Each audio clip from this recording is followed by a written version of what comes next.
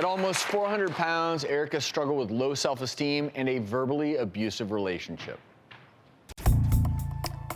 Growing up, I was always the chubby little sister with the cute face. When I was 12, I weighed 200 pounds. When I turned 18, I had my firstborn and I weighed 300 pounds. I was in a bad relationship. He cheated on me and I would stress eat. He would call me fat and all these horrible, mean things that would just drive me to keep eating. My weight became an issue when I turned 21. I was diagnosed with pre-asthma, pre-diabetes, pre-thyroidism, anxiety, depression, and worst of all, sleep apnea. I remember one time falling asleep behind the wheel in the freeway. I was falling asleep at work, so I lost my job. I lost my car at home. I was back at my parents' house and I weighed 386 pounds. That was rock bottom. I had lost everything. I had nothing. At that point, I felt my weakest. And so I knew I had to change. For myself and for my kids. There's an update to her story. Erika dropped her ex and dropped over 200 pounds. Woo! Erika, come on out. Welcome. Thank you.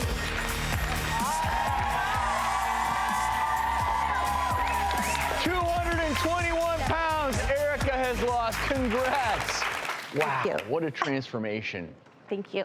I was definitely in an unhealthy relationship, and it was never physical. It was just mean things that he'd say, you know, you're so fat, and like, and that, you know, make me binge eat, and I would make dinner, and he wouldn't come home for dinner, so I'd eat the whole thing of mashed potatoes by myself. Yeah. And there's nothing worse than sitting across from someone that you love that calls you fat and disgusting. And it doesn't have to be physical abuse, but the emotional abuse that goes, it leaves you marked forever. And you go and you eat, and then on top of it, you believe, at some point you start believing their truth as your own, and you stop living your life for yourself. So congratulations for not only letting go of someone who's no way. Yes, absolutely. But the biggest thing, stepping up. As a mom, to empower your baby to live a healthier lifestyle and to give them the opportunity to see what kind of power you hold as a woman, but also that you're taking that power back and you're not going to believe that is not your truth. You're a powerful, loving woman, and you're going to take that direction in your life. I took it back. So Now are your kids like, Mom, can we slow down? Oh my Mom, you're so active all the time. They love it and hate it at the same time because I'm a runner. I'm a marathon runner, and so it's funny because like I get them to like do 5Ks with me, and like and so yeah, they totally hate it but love it at the same time. So but see, Erika, you're like, setting such a good example. Yeah.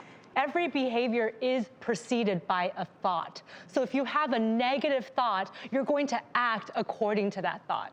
And so when you have somebody abusive in your life, or even when you're putting those negative thoughts on yourself because you've adopted them as your own truth, you have to start by changing it around.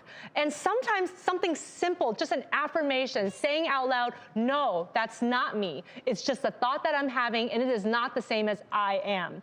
Just even saying that and not equating who you are with your thought can start you on a better path, and connecting with people who do respect you and can look you in the eyes and say, I love you, and that's not you. It's funny because I covered for him all these years. I always like, no, you know, we were kids. We met when we were 12, and we started when we were 18, and I always covered for him because he was my best friend.